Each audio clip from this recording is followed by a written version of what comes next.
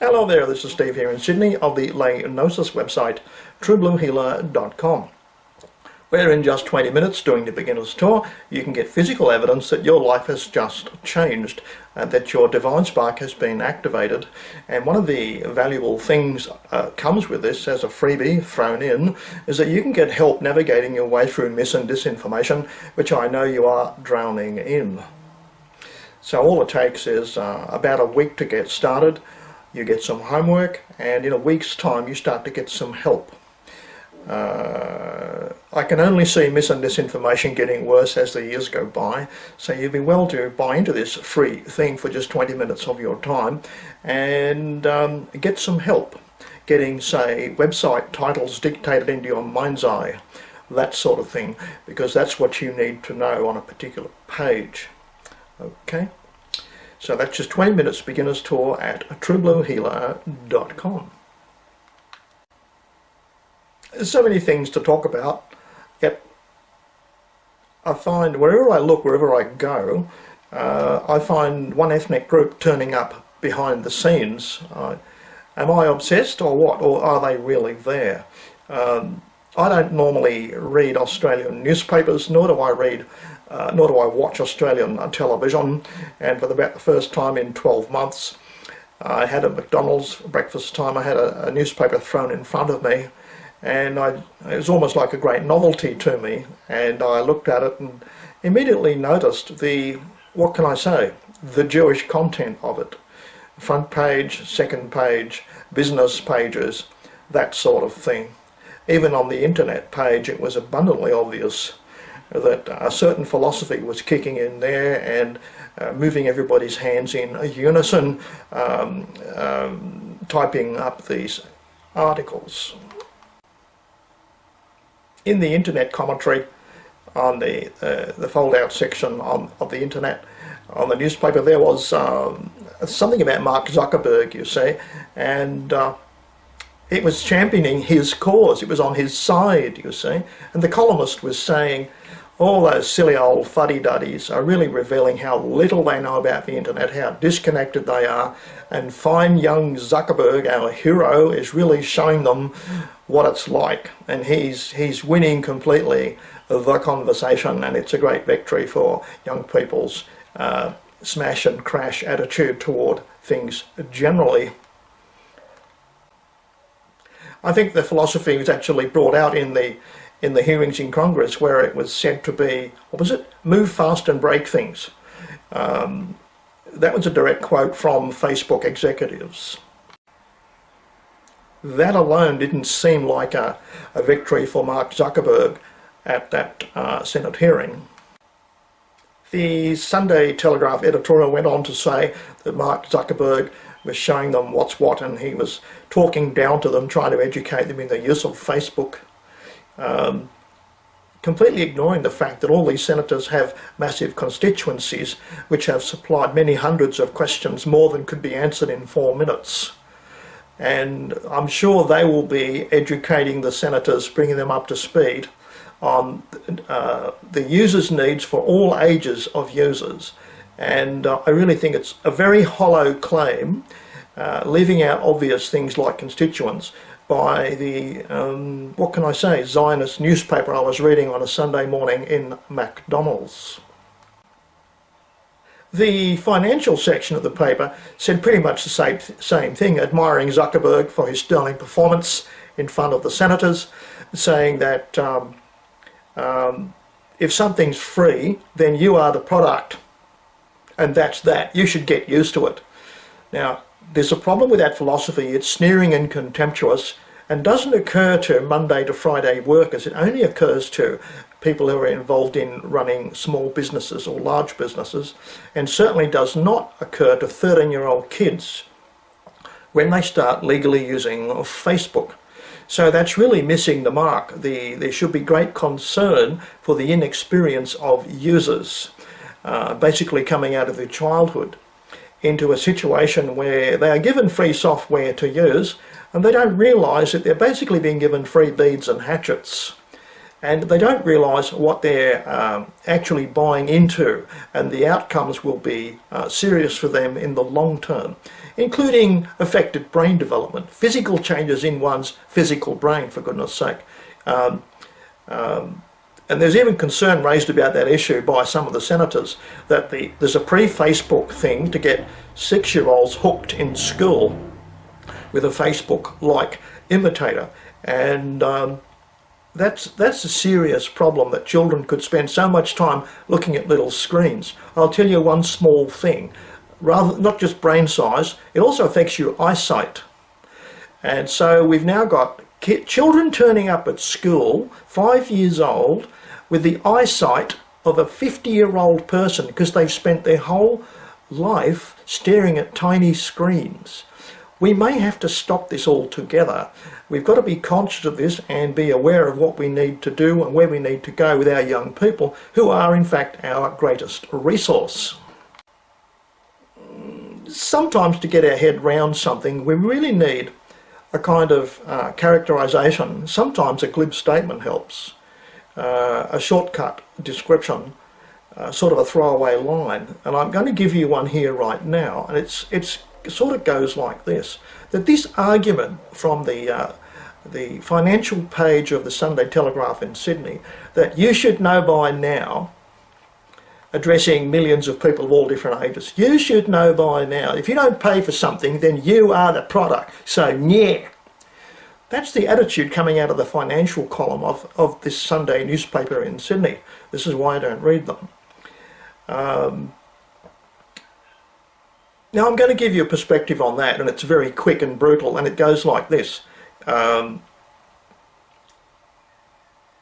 Digitally stealing everyone's personal details is just a digital version of human trafficking. Okay? I'll say it again. Digitally stealing people's personal details, mining their personal details, selling them to third parties, is in fact digital human trafficking. And that was brought to the fore recently, I believe, December 21, in Donald Trump's executive order about arresting people and seizing all their goods for corruption and human trafficking. And human trafficking is what makes the world so evil, and the latest digital ways of kidnapping everyone's details is just a kind of virtual human trafficking. And I would like to establish that as a kind of meme if I could, but it's something we could all ponder on. You will remember that once upon a time slavery was legitimate, based on the belief that really, well, everyone does it, so it must be okay, and there's no law against it anywhere in the world. So therefore it's okay. However, campaigning against slavery began in the 10th century. People did start thinking and penning essays and submissions to emperors and that sort of thing, that maybe slavery wasn't such a good idea, and that inside what's legal, we can have a morality which is different to what's just legal. In case you don't know, things are legal until they are made illegal. Slavery was like that. Legal everywhere until there were laws against it. And that's how we tend to progress. At the moment, there is nothing to stop Facebook from stealing everyone's personal details and on selling them. That may have to be made illegal one day. We could look at that. It's another version, as far as I can tell, of human trafficking. Now, the Zionist newspaper in Sydney I was reading Sunday morning in McDonald's had this knickers to you attitude. Once we've got your details, we own them, that sort of thing, and you should know better than to give them all away. But 13-year-olds just don't know that stuff, you see. And almost like the same journalist wrote the other article about the internet, that you should know that if something's free, then you are the product. All your personal details will be stolen from you to justify extending a free service to you, to pay for it, you see. So I'm not really sure that's a good line of logic to follow, because they're supposed to use advertising, and advertising is full of mendacity to make it all right for them to steal from you your personal details. I don't like the logic train there at all. I think we should break those up and think about, what if we had less advertising? Would the world be a better place? I'm really weary of everything being monetised via advertising. It's often too much to our detriment. I'm just so weary of ads in my phone. I really don't want a lot of those free services. Now, getting back to Mark Zuckerberg's conduct in that two-day hearing so far, the Sunday Telegraph in Sydney was praising his performance, saying he really showed all these old fuddy-duddy senators what for, that sort of thing. But I would say my take was quite different. Zuckerberg stepped into the same trap twice in a row, in the same sentence, the same conversation. He fell in, trap 101. What the question was, Mr. Zuckerberg, would you mind telling us all what hotel you stayed at last night? And he thought for a minute and became firm and said no. He then immediately repeated that conversational mistake. Because he was then asked, would you mind telling us all the people you've been texting this week? We'd like a list if you don't mind. And he went, no. By that time everybody was giggling at his inability to look ahead in a conversation.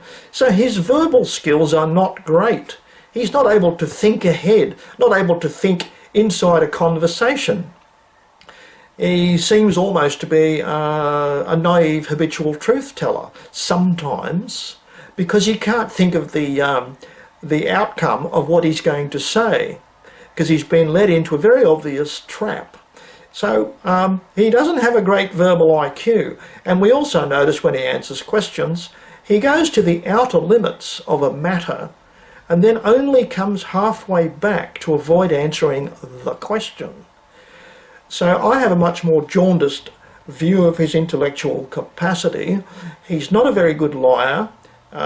He's a poor liar, and all that mendacious behaviour will have been noted by all of those senators, and I'm sure there's going to be a lot more questions put to him in writing than those 4-minute little conversations.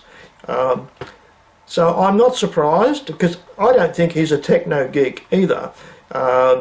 Facebook started the day after a DARPA data gathering project finished, and the ridiculous story that he was in his dormitory and he broke up with his girlfriend and he typed a few lines of code, and overnight a server farm appeared and he was a billionaire by Friday. That's the story, when in fact really he's just another guy with a t-shirt posing as a geek.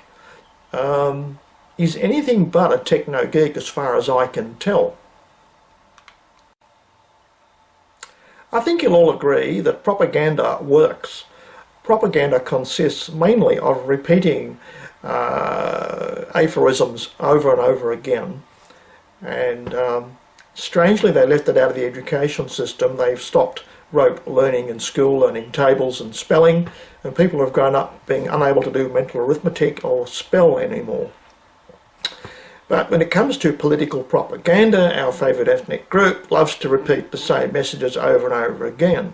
And it does, by contagion, come to possess a lot of people who think they're intellectuals because they're just mouthing everything they hear in a kind of echo chamber, especially when you have a single ethnic group controlling the media.